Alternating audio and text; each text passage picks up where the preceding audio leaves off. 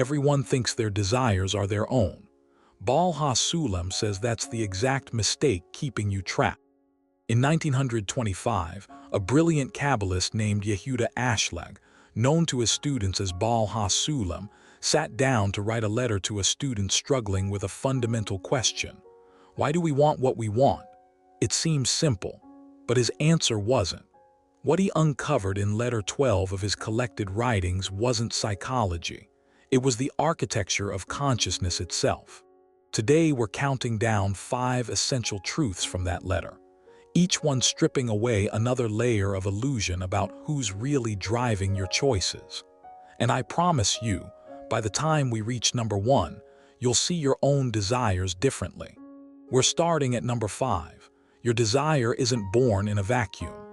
Baal HaSulam teaches that every impulse you feel to eat, to rest, to be loved, to matter, arrives in you from the society around you, from culture, from the collective human experience.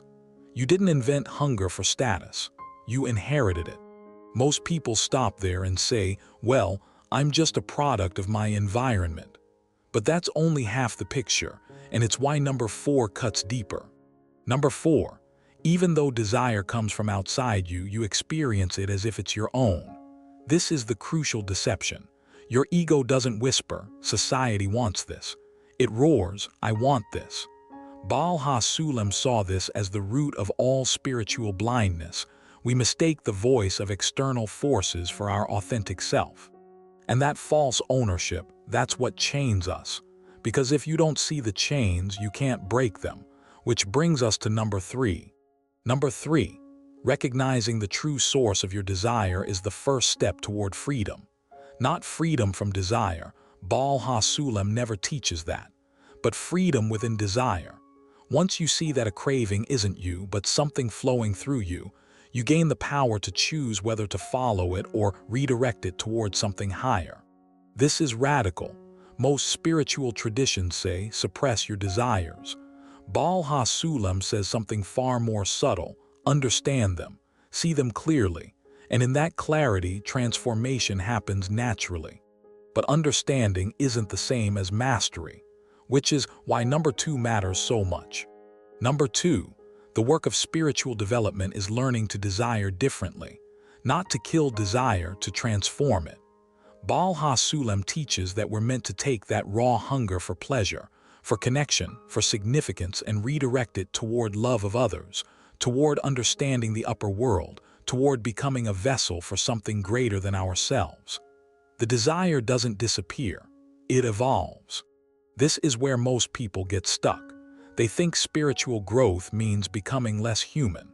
Baal HaSulam shows us it's the opposite.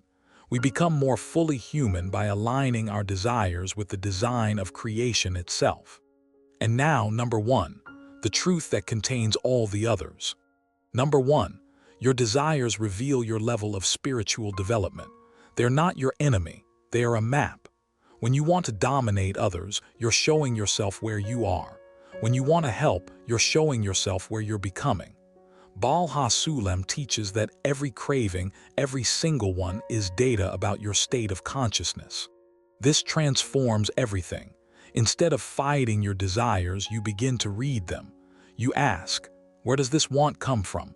What does it reveal about me? What would it look like to fulfill this desire in a way that also serves others? That last question, that's the hinge. Because Baal HaSulam's entire vision of spiritual life turns on one principle, the possibility of loving others as yourself, not as an ideal you'll never reach, but as a real transformation that happens when you stop being enslaved by desires you don't understand. Letter 12 is short, maybe 5 pages, but it's dense with this kind of teaching, the kind that doesn't tell you what to do but shows you how to see. And once you see, you can't unsee it. The question Baal HaSulam leaves you with is simple. What will you do with this understanding?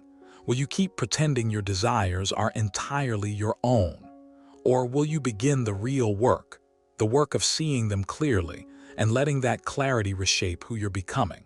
That's where authentic spiritual life begins, not in belief, but in honest seeing. Subscribe to explore more of these teachings from Baal HaSulam, Rabash, and the Zohar. Each letter, each concept, another mirror showing you who you really are. Subscribe. Each week we decode another letter that reveals how desire shapes your entire spiritual path.